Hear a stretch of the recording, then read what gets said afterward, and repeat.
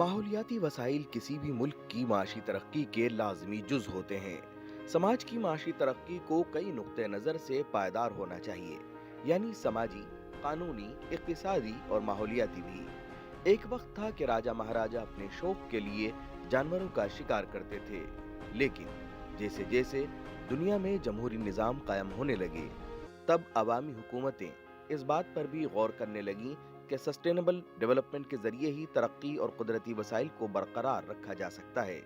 भारत में अंग्रेजों के दौर से ही बड़े पैमाने पर जंगलों की कटाई और जानवरों का शिकार और उनके खत्म होने के खतरे को देखते हुए अंग्रेजी हुकूमत ने the forest act 1878, wild birds and animals protection act 1912 जैसे अहम कानून पेश किए। लेकिन भारत के आजादी हासिल करने के बाद ऑटोमोबाइल और लंबी दूरी की राइफलों के आने से भारत में जंगली जानवरों की तादाद में तेजी से कमी आने लगी। सरकार ने फसलों को जंगली जानवरों के चंगुल से बचाने के लिए किसानों को खुली बंदूकें जारी की, जिसके नतीजे में बड़े पैमाने पर जंगली जानवरों का खात्मा होने लगा। 1947 और 1951 के दरमियान मुल्क के सभी हिस्सों में बड़े पैमाने पर जंगली जानवरों का शिकार हुआ, क्योंकि शिकारियों ने जंगली जानवरों पर अंधाधुंध गोलीबारी की। नतीजे के तौर पर 1951 में भारत से चीता खत्म हो गए। इसके अलावा वाइल्ड लाइफ प्रोटेक्शन एक्ट 1972 के नाफिज होने से पहले मुल्क में सिर्फ 5 नेशनल पार्क थे। इसलिए भारत के जंगलात और जानवरों के तहफ्फुज के लिए एक वसी और वाज़ेह कानून की फौरी जरूरत थी। वाइल्ड लाइफ प्रोटेक्शन एक्ट 1972 में जंगली जानवरों के तहफ्फुज के मकसद से कई अहम बातें शामिल हैं, जिनमें गैर कानूनी शिकार और तिजारत पर पाबंदी, महफूज इलाकों का कयाम और तहफ्फुज की अहमियत की बुनियाद पर नस्लों की दर्जाबंदी भी शामिल है। ये कानून वाज़ेह तौर पर जंगली जानवरों के शिकार पर पाबंदी लगाता है, हालांकि कुछ मामलों में साइंस और रिसर्च के मकसद से जंगली जानवरों के शिकार की इजाजत भी देता है। इसके अलावा इस कानून में जानवरों की तशरीह भी की गई है और सजा व जुर्माने का भी इंतजाम इस कानून में है। आज की पेशकश में इस अहम कानून पर रोशनी डाली जाएगी। अपना मुल्क अपना आइन, शक्ति संविधान की। नाज़रीन आदाब, आज की इस पेशकश में हम बात करेंगे वाइल्ड लाइफ प्रोटेक्शन एक्ट की। जी हां, भारत एक ऐसा मुल्क है जिसने अपने आइन में वाइल्ड लाइफ प्रोटेक्शन और माहौलियात के तहफ्फुज को जगह दी है। ह्यूमन एनवायरनमेंट पर 1972 में एक कॉन्फ्रेंस मुनक्किद हुई, जिसे स्टॉकहोम कॉन्फ्रेंस के नाम से जाना जाता है, और उसके बाद भारत ने अपने आइन में 42वीं तरमीम के जरिए माहौलियात से तहफ्फुज से मुताल्लिक आर्टिकल्स को जगह दी है। आखिर 42वीं तरमीम के बाद हर भारतीय शहरी की ये जिम्मेदारी करार दी गई कि वो माहौलियात यानी जंगलों, झीलों, वाइल्ड लाइफ, इन सब को बेहतर बनाए, इन सब की हिफाजत करे, और इसी जिम्न में आता है वाइल्ड लाइफ प्रोटेक्शन एक्ट। आज हम इस कानून पर बात करेंगे, आखिर क्या कहता है ये कानून और इसके अहम प्रोविजंस पर आज रोशनी डाली जाएगी। इस पर बात करने के लिए आज हमारे साथ स्टूडियो में मौजूद हैं 2 खास मेहमान। हमारे साथ हैं जेएनयू से प्रोफेसर पीके जोशी जी, और हमारे दूसरे खास मेहमान हैं जाने माने वकील रोहित वट साहब। आप दोनों के अलावा स्टूडेंट भी हमारे साथ मौजूद हैं, जिनके सवालों को आज की इस पेशकश में हम शामिल करेंगे। सबसे पहले मैं जोशी जी से जानना चाहूँगा कि जब हम आज़ाद भारत की बात करते हैं, भारत एक बड़ा मुल्क है और यहाँ पर हम वाइल्ड लाइफ प्रोटेक्शन की बात करते हैं, कब ज़रूरत महसूस की गई कि हमारे देश के अंदर वाइल्ड लाइफ प्रोटेक्शन के लिए एक बाकायदा कानून होना चाहिए? देखिए, जब हम वाइल्ड लाइफ कंजर्वेशन या प्रोटेक्शन की बात करते हैं तो हिस्टोरिकली हम देखते हैं कि ये चीज़ को एक महत्व दिया गया और काफ़ी इम्पोर्टेंस राजा अशोक के समय से इन चीज़ों को वैल्यू दी गई। और फिर ग्रेजुअली जब ब्रिटिशर्स थे तो उस वक्त भी बर्ड्स के प्रोटेक्शन के लिए, फिर बर्ड्स और एनिमल्स के प्रोटेक्शन के लिए वेरियस एक्ट्स आए और जिनका पालन किया गया। लेकिन जब देश आज़ाद हुआ उसके बाद कुछ समय तक जो फॉरेस्ट था या वाइल्ड लाइफ जो थी वो स्टेट सब्जेक्ट था, और 1960s के आसपास भारत में ही नहीं पूरे विश्व भर में कहीं ना कहीं पर्यावरण और जीव जंतुओं के प्रति एक विशेष रुचि ली गई। और 1968 के आसपास ये देखा गया कि हिंदुस्तान में जो टाइगर्स की जो पॉपुलेशन है वो डिक्लाइन हो रही है और वो कहीं क्लोज टू एंडेंजर्ड और एक्सटिंक्ट की ओर आ रही थी। और तब एक खासे तौर पे ये देखा गया कि हमें कहीं ना कहीं वाइल्ड लाइफ प्रोटेक्शन के लिए एक स्पेशल एक्ट की ज़रूरत है। 1969 में ही एक मौका ऐसा था जब IUCN की एक मीटिंग ऑर्गेनाइज की गई दिल्ली में, जहाँ पे वाइल्ड लाइफ, फ्लोरा, फौना, उसके बारे में चर्चा हुई, लोगों ने अपनी चिंता जताई और लोगों ने ये माना कि जो टाइगर जो है वो इतना इम्पॉर्टेंट स्पीसीज़ है इकोसिस्टम में और टॉप प्रेडेटर है, अगर बाय चांस वो एक्सटिंक्ट हो गया तो उसके नाते पूरा जो हैबिटेट होता है वाइल्ड लाइफ के लिए वो डिस्ट्रक्ट हो जाएगा। तो हमें कहीं ना कहीं ज़रूरत पड़ी कि हम एक विशेष कानून लाएं जो वाइल्ड लाइफ के प्रोटेक्शन के लिए बात कर सके, जो वाइल्ड लाइफ के प्रोटेक्शन के लिए डिफरेंट आर्टिकल्स और सेक्शन सजेस्ट कर सके, ताकि हम वाइल्ड लाइफ कंजर्वेशन और मैनेजमेंट कर सकें। और उसके तहत 1972 में वाइल्ड लाइफ प्रोटेक्शन एक्ट आया और जो आज भी चल रहा है। हालांकि उसमें काफ़ी अमेंडमेंट्स हुए हैं बीच में, जब भी जिस तरह की जरूरत पड़ी देश में उस और तरह वो के अगर हम देखा जाए तो 2003 में भी एक अमेंडमेंट के साथ एक कानून लाया गया। मैं जानना चाहूँगा रोहित जी से कि 1972 का एक कानून जो हमारे साथ मौजूद था उसको 2003 में किस तरह से उसमें अमेंडमेंट्स किए गए और वो अमेंडमेंट क्यों ज़रूरी थे?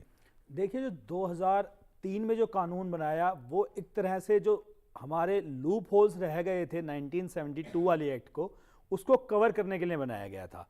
1972 की जो एक्ट थी उसमें सजा का प्रावधान काफ़ी कम था और अगर किसी व्यक्ति के पास प्रोहिबिटेड आइटम्स हैं जो वाइल्ड लाइफ से उन्होंने लिए हैं, जैसे कोई ऐसा पेड़ है जिसकी तस्करी की गई है, जो सामान उन्होंने किया हुआ है वो पाया जाता है, तो पहले उसमें कोई प्रावधान नहीं था। पहले आप वो सामान जब्त करके उसे पेश कर सकते थे और उस व्यक्ति को एक मामूली सजा होकर वो छूट जाता था और वो दोबारा यह कार्य करता था जिसकी जगह पर वो सामान पाया गया है। जी, लेकिन 2003 के अमेंडमेंट के बाद यह कानून बना दिया गया है कि अगर किसी व्यक्ति के पास से कोई भी ऐसा जो शेड्यूल फिक्स किए गए हैं एक्ट में, उनके कोई भी वस्तु पाई जाती है तो यहां तक उनका प्रॉपर्टी को फोरफीट करने का भी कानून इसमें बनाया गया है। साथ में इसमें सजा को बढ़ा दिया गया है। पहले जहां सजा मूलतः 3 साल तक की थी, 4 साल तक की थी, अब मैक्सिमम सजा इसमें 7 साल तक की कर दी गई है।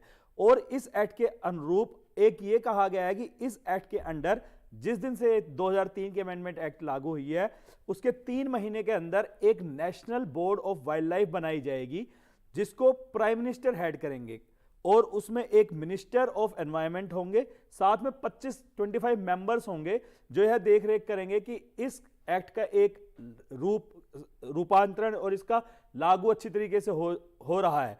सेम जैसे स्टेट में भी एक ये बनाया गया state board of wild life, जिसमें सीएम उसको हेड करते हैं और उसमें भी 25 मेंबर्स होते हैं, यानी चाहे वो देश के मुखिया हो या राज्य के मुखिया हो, उनको शामिल किया गया है। जोशी जी, जब हम वाइल्ड लाइफ प्रोटेक्शन की बात करते हैं तो एक तरफ हमारे पास फॉरेस्ट कंजर्वेशन एक्ट भी है और वाइल्ड लाइफ प्रोटेक्शन एक्ट, आखिर दोनों अलग अलग किस तरह हो जाते हैं और क्यों जरूरत पड़ती है? क्या एक ही कानून से सारा जो हमारा पर्पस है या हमारा जो मसला है हल नहीं होता?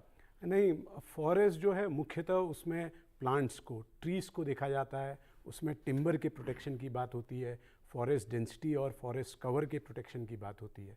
जबकि जब हम वाइल्ड लाइफ की बात करते हैं तो उसमें फौना, एनिमल्स आते हैं और साथ के साथ फ्लोरा भी आता है जिसकी इकोनॉमिक वैल्यू है, जिसकी एक इकोसिस्टम में सपोर्ट करने के लिए डिफरेंट सर्विसेज वो प्रोवाइड करता है। तो जिस तरीके से जंगल को देखा जाता है और जिस तरीके से जंगल में रहने वाले जानवर को देखा जाता है वो विभिन्न, वो बिल्कुल फ़र्क है।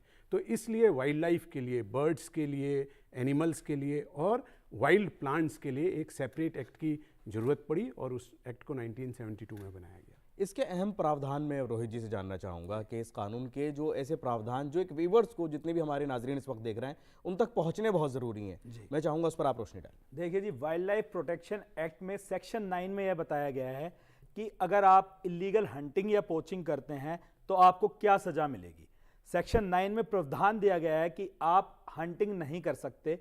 कुछ स्पीशीज़ हैं जो एंडेंजर्ड हैं, कुछ स्पीशीज़ हैं जो लेस एंडेंजर्ड है, तो उसमें यह बताया गया कि किसकी हंटिंग या पोचिंग इलीगली कर रहे हैं आपके ऊपर सजा हो सकती है। बाकी इस एक्ट के अंतर्गत गवर्नमेंट ने एरियाज डिवाइड कर दी, जहां पे सेंचुरीज डिवाइड की हैं, टाइगर रिजर्व्स डिवाइड किए हैं और प्रोटेक्टेड एरियाज बनाए हैं जिसमें प्रोहिबिशन लागू किए हैं एक्ट के अनुरूप कि वहां पे आप यह कार्य नहीं कर सकते या वहां पे आप जा नहीं सकते without permission to protect and safeguard the wild life.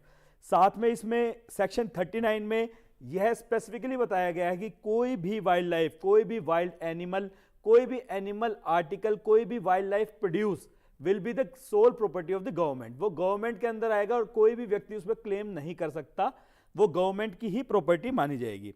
Section 50 में फिर इसके बाद यह प्रावधान दिया गया है कि यदि किसी व्यक्ति को यह खबर आती है कि किसी व्यक्ति ने कोई पोचिंग की है, कोई हंटिंग की है और उसका किसी जानवर का कारकस, उसका शरीर या कुछ उसके पार्ट्स उनके पास है, तो सेक्शन 50 के अंदर ये फॉरेस्ट डिपार्टमेंट को, पुलिस ऑफिशियल्स को पावर दी गई है कि वो कहीं पे भी एंटर कर सकते हैं, किसी व्यक्ति को अरेस्ट कर सकते हैं और किसी प्रीमाइसिस को सर्च कर सकते हैं। तो वाइल्ड लाइफ एक्ट में एक तरीके से उनको एम्पावर किया गया है, गवर्नमेंट को बताया गया कि उनके पास क्या क्या चीजें हैं, सिटीजन्स को बताया गया कि उनके ऊपर क्या रिस्ट्रिक्शंस है और पुलिस ऑफिसर्स को बताया गया कि उनकी क्या पावर्स है इस एक्ट के अंडर इस सब को कंट्रोल करने के लिए। एक तरफ जोशी जी प्रोटेक्ट करना होता है वाइल्ड लाइफ को और दूसरी तरफ देश तरक्की भी करता है। साइंस के क्षेत्र में हम बात करते हैं आगे बढ़ने की, तो क्या रिसर्च वगैरह के लिए जब हम बात करते हैं इसमें कानून में कुछ रियायत दी गई है कि रिसर्च के लिए अगर आप कुछ काम कर रहे हैं तो वहाँ आपको छूट दी गई है? जी, जिस तरह से प्रोटेक्टेड एरियाज़ का कंस्टिट्यूशन किया गया है, आपके पास नेशनल पार्क्स हैं, वाइल्ड लाइफ सेंचुरीज़ हैं, बायोस्फीयर रिजर्व्स हैं, कम्युनिटी कंजर्वेशन साइट्स हैं और दूसरे तरह के कंजर्वेशन साइट्स हैं। तो जब भी आपको रिसर्च करनी होती है तो आपके पास स्टेट फॉरेस्ट डिपार्टमेंट है जिसमें चीफ वाइल्ड लाइफ वार्डन होते हैं, उनके थ्रू आपको परमिशन मिलती है ताकि आप प्रोटेक्टेड एरियाज़ में जा सकें और वहाँ पे जिस भी तरह की रिसर्च करनी है वो आपको एडवांस में अनाउंस करनी होती है और उसके अकॉर्डिंग टू आप परमिशन लेते हैं। इसी तरह से हमारे पास बायोडाइवर्सिटी बोर्ड है। जब भी आप बायोडाइवर्सिटी से रिलेटेड काम करते हैं तो आपको जो नेशनल बायोडाइवर्सिटी बोर्ड है उससे परमिशन लेनी होती है और ये एक सिस्टमेटिक प्रोसीजर है जिसमें कोई भी रिसर्चर रिस्पेक्टिव स्टेट्स में respective chief wild life wardens के थ्रू या बायोडाइवर्सिटी बोर्ड के थ्रू ऐसे परमिशंस ले सकता है और रिसर्च कर सकता है। इंडिया में कुछ बिल्कुल नॉमिनेटेड रिसर्च इंस्टीट्यूट्स हैं जो पर्टिकुलरली वाइल्ड लाइफ में काम करते हैं, जैसे देहरादून में स्थित है wild life institute of India जो स्टेट फॉरेस्ट डिपार्टमेंट या ministry of environment forest department के साथ बहुत स्ट्रांगली कम्युनिकेट करते हुए काम करता है। उसके अलावा आपके पास सेंट्रल यूनिवर्सिटीज़ हैं, इंस्टीट्यूट्स हैं जिसमें लोगों की अपनी रुचि के अनुसार एंड स्पेसिफिकली जो इन्वायरमेंटल साइंस करते हैं या जो लाइफ साइंसेज या जूलॉजिकल स्टडीज़ करते हैं इंक्लूडिंग वाइल्ड लाइफ साइंसेज, वो लोग इस एरिया में रिसर्च करते हैं और उनको समय समय पर फील्ड में जाना होता है, इन एरियाज़ में सैम्पलिंग करनी होती है। उसके लिए वो अपना सिनॉप्सिस और प्रपोजल सबमिट करके परमिशन ले सकते हैं। हम स्वयं, हमारी टीम भी काफ़ी हद तक इस तरह का काम करती है, तो मुझे नहीं लगता कि कभी किसी तरह की इसमें कोई दिक्कत आई है। लोगों को इस तरह की परमिशंस मिलती हैं और रिसर्च की जाती है। यानी जहाँ तरक्की की बात है वो भी अपनी जगह है, जहाँ हम साइंस के मैदान में तरक्की कर रहे हैं, और जहाँ प्रोटेक्शन की बात है वो भी अपनी जगह है। इसी को ही सस्टेनेबल डेवलपमेंट कहा जाता है। मैं एक चीज़ और जानना चाहूँगा रोहित जी, आपने प्रोटेक्टेड एरियाज़ की बात की, तो क्या प्रोटेक्टेड एरियाज़ के बाहर कहीं कुछ इजाज़त मिल जाती है? जैसे आपने कहा कि प्रोटेक्टेड एरिया में कुछ नहीं कर सकते, वो प्रोटेक्टेड एरिया जो हैं वो भी बता दिए गए। उसके बाहर क्या कुछ किसानों को, ख़ास तौर से मैं बात करूं जहां खेती किसानी में बहुत सारी फसलों को नुकसान होता है, वहां वो किस तरह से मैनेज करेंगे उन जंगली जानवरों को? अगर हम जी देखिए, जहां पे प्रोटेक्टेड एरियाज के बाहर की बात आती है, आपने देखा होगा मूलतः जैसे ही ह्यूमन सभ्यता बढ़ी है तो वो हर जगह फैले हैं। तो जहां पे भी पानी या वाइल्ड लाइफ होगी वहां पे ह्यूमन बीइंग्स का बसेरा जरूरी है वहां पे, क्योंकि कोई भी वाइल्ड लाइफ सस्टेन नहीं कर पाएगी विदाउट ह्यूमन बीइंग्स। तो वहां पे जो रहता है उसमें उनको ये दिया गया है कि आप वहां पे एक लिमिटेड एक्सेस कर सकते हैं। आप क्या एग्रीकल्चर प्रोड्यूस कर सकते हैं वह बताया गया है, आप क्या चीज नहीं कर सकते हैं बताया गया है। और इन केस अगर कोई वाइल्ड लाइफ या कोई ऐसा जानवर बाहर आ जाता है तो उसके लिए भी उनको ये बताया गया है कि आपको फॉरेस्ट डिपार्टमेंट को कंफर्म बताना है, जो आके आपकी मदद करेंगे और आपको किसी भी तरीके से उनको हार्म नहीं पहुंचाना। उनको रिस्ट्रिक्शंस बताई गई हैं, उनको गाइडलाइंस दी गई है, उनको यहाँ तक ये बताया गया है कि आपको किस समय से किस समय में यहाँ पे रहना है, किस समय आपको बाहर नहीं जाना है। तो सारा एक शेड्यूल बनाया हुआ है जिसके अनुरूप वहाँ जो आसपास लोग रहते हैं वह उसका पालन करते हैं और उसके अनुरूप वो एक हार्मोनियस रिलेशनशिप बना के रह रहे हैं वहाँ पे वाइल्ड लाइफ के साथ और उस एरिया में। यानी जो जब चाहे जिस चीज़ को चाहे, यानी कि उसको मार कर या उसका शिकार करके भगा सके। यहाँ हम रुकेंगे एक ब्रेक के लिए और ब्रेक के बाद सवाल जवाब का दौर शुरू होगा। गोल्डी मीट मटन मसाले, जो आपके हाथ का मटन खाए जिंदगी भर आपका हो जाए। जहाँ जाए रिश्ते बनाए गोल्डी मसाले। नमस्कार सर, मेरा नाम कुणाल कपूर है और मेरा सवाल ये है कि सर जैसे जू होते हैं जहाँ पे जानवर होते हैं, तो क्या वहाँ पे जैसे वाइल्ड एनिमल होते हैं, क्या उनके भी प्रोटेक्शन का कोई एक्ट इसमें आता है या वो उससे अलग है, या जू का कोई एक वो होता है कंडीशंस है, टर्म्स एंड कंडीशन है कि आप ऐसे वर्क करेंगे, जानवरों को ऐसे ट्रीट करेंगे या नहीं करेंगे? क्या जू के लिए अलग कानून और नेशनल पार्क वगैरह के लिए पूछना देखिए, चाह रहे हैं? जो जू का प्रावधान है वो जैसे मैंने आपको बताया था, हर वाइल्ड एनिमल वो गवर्नमेंट प्रॉपर्टी में आता है। तो भारत में मूलतः जो जू हैं वो गवर्नमेंट ऑपरेटेड रहते हैं, और वो वाइल्ड लाइफ एक्ट के साथ साथ अदर एक्ट्स में उसमें प्रावधान यह दिया गया है कि आपको उनकी किस तरीके से देखरेख करनी है।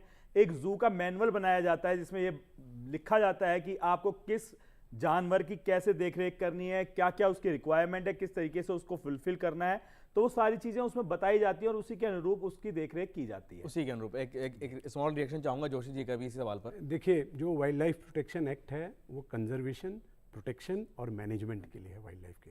और जब भी आप प्रोटेक्शन मैनेजमेंट करते हैं तो दो उसकी स्ट्रीम्स हैं, एक है इन सीटू जो साइट पे होता है, दूसरा होता है एक्स सीटू।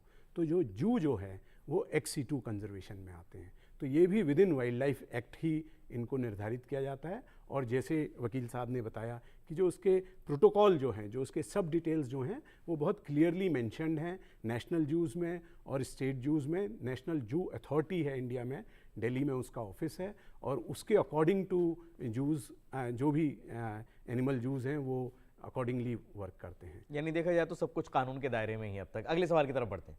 नमस्कार सर, मेरा ये सवाल है कि वाइल्ड लाइफ कंजर्वेशन एक्ट किस प्रकार से ट्राइबल कम्युनिटी और वाइल्ड लाइफ कंजर्वेशन को बैलेंस करके रखता है, जिसका मुख्य, जैसे वाइल्ड लाइफ में ट्राइबल्स होते हैं उनका मुख्य काम शिकार होता है, तो कैसे ये इसको बैलेंस बना के रखता है?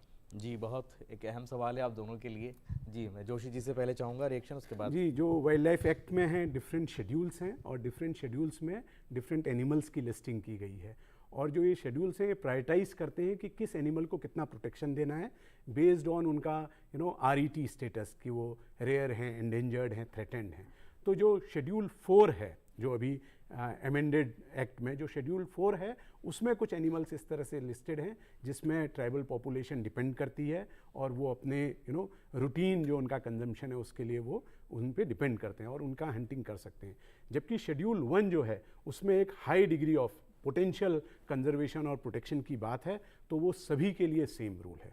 तो कहीं ना कहीं जो एक्ट जो है वो ट्राइबल पॉपुलेशन, उनकी नीड्स और उनकी जो डे टू डे एक्टिविटीज़ हैं उसको ध्यान में रखते हुए बनाया गया है। जी, अगले सवाल की तरफ बढ़ेंगे। Sir, my question is, what are the steps that can be taken by the general public in order to protect the wildlife and their habitats? बहुत खूब।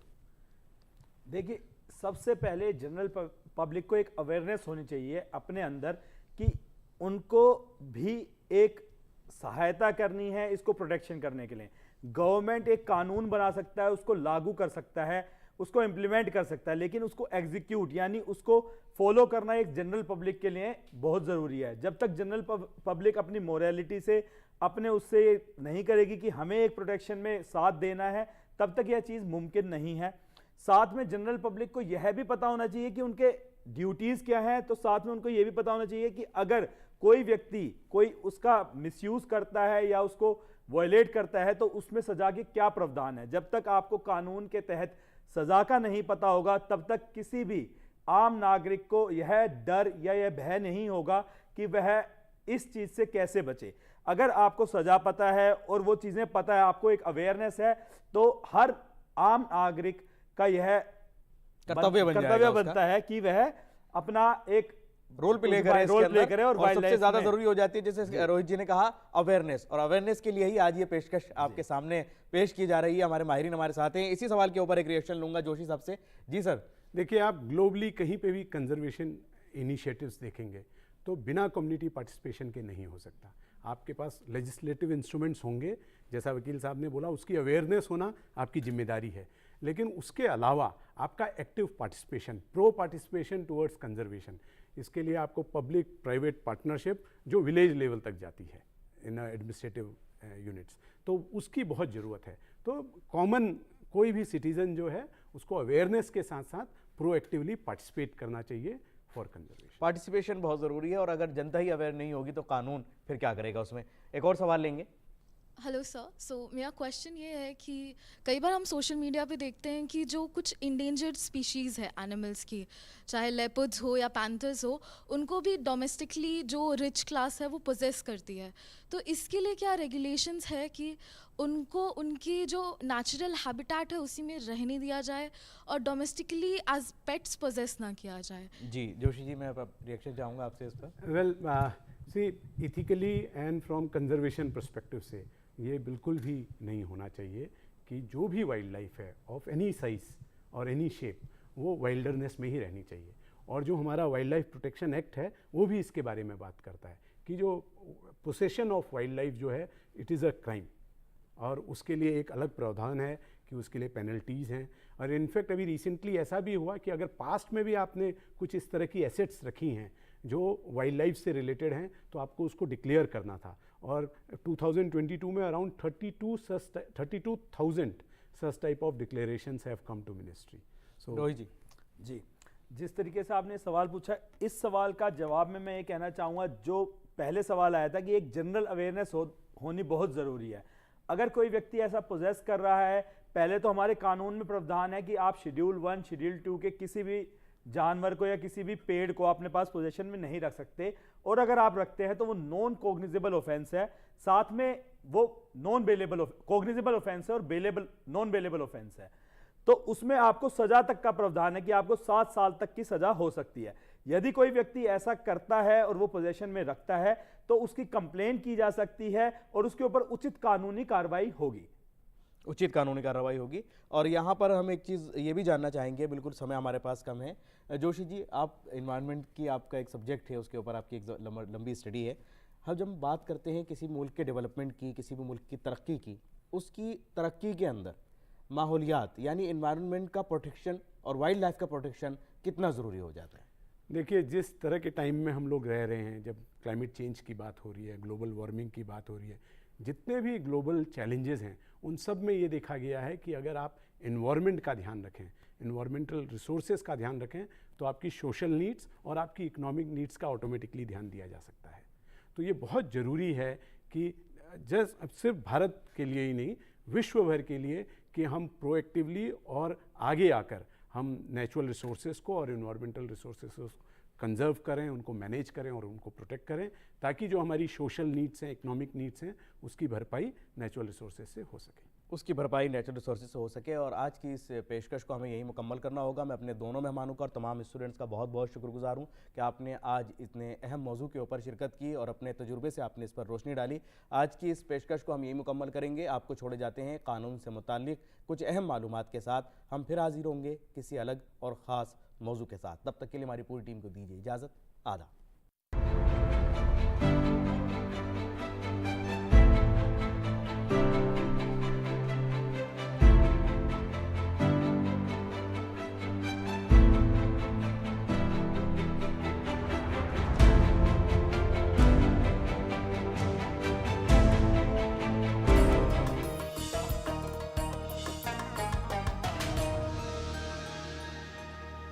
अच्छी चीजों में वक्त लगता है, खूबसूरती निखारने में वक्त लगता है। ब्यूटीफुल डिजाइन्स टेक टाइम, लेकिन KYC अपडेट मिनटों में। KYC अपडेट अब आप घर बैठे बैठे भी कर सकते हैं। Registered email, registered mobile number, online banking से, आधार, OTP बेस्ड eKYC से, या फिर वीडियो KYC से। यहाँ तक कि अकाउंट भी घर बैठे बैठे ही खोला जा सकता है। RBI कहता है, इन्हीं से सुनिए, जानकार बने, चौकन्ने रहें। Give your taste buds a royal treatment. From the magnificent kitchen of the Lalit, where food is cooked with passion and served with love.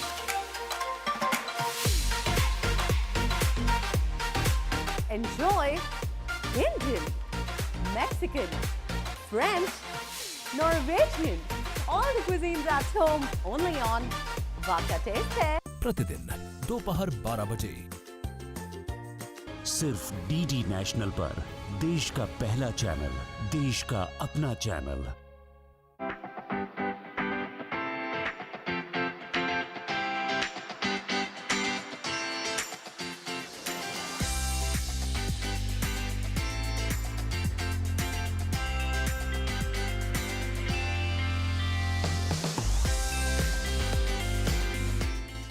रहो, मस्त रहो। देखिए योग और फिटनेस शिल्पा शेट्टी के साथ प्रतिदिन सुबह 7 बजे और पुनः प्रसारण रात 11:30 बजे सिर्फ डीडी नेशनल पर, देश का पहला चैनल, देश का अपना चैनल। शायरी असल में जज्बात की अक्कासी है। शायरी गज़ल और नज़्म में महदूद नहीं है। उठो वे नौजवानों, मुल्क पर कुर्बान हो जाओ। वो जो इनकार की सूरत था तेरे होठों पर, हम वो इकरार समझने में जरा चूक गए। ये हमारी खामोशी जिस दिन ज़बान हो जाएगी। हमने भी आशिकी के हजारों जतन किए, मौका नहीं मिला है तो साधु बने हैं हम। चांद की तमन्ना थी और नजर सितारे पर। भरोसा तोड़ने वाले हुए हैं हम सफर, जब भी बहुत याद आए हैं हमको वो पीछे छूटने वाले। दिल के कागज पे मैंने लिखा, तहजीबो सकाफत की खुशबू और ज़बानो अदब की मिठास से लबरेज मुशायरे का खास प्रोग्राम देखिए हर शनिचर रात 10 बजे और हर इतवार दोपहर 2 बजे सिर्फ डीडी उर्दू पर। 1857 जब आजाद हिंदुस्तान के सपने ने जन्म लिया। आइए जाने उन वीरों के बारे में जिन्होंने स्वतंत्रता की नींव रखकर इतिहास रच दिया। कहानी है ये दो युक्तिपूर्ण योजनाकर्ताओं की, जिन्होंने आसाम में आजादी की डोर संभाली। थी उनकी अनोखी जोड़ी, नाम था मनीराम पियाली। शुरुआत की मनीराम दीवान ने कलकत्ता से बजा दिया विद्रोह का बिगुल, गूंज जिसकी पहुंची आसाम तक और ब्रिटिश राज के होश हो गए गुल। पियाली बरुआ ने बढ़ाया कदम और किया सहयुवकों को प्रेरित। स्वतंत्रता संग्राम की ऐसी योजना देख अंग्रेजी अफसर रह गए चकित। मकसद था एक, अंग्रेजों के चंगुल से बचाना है असम का सिंहासन।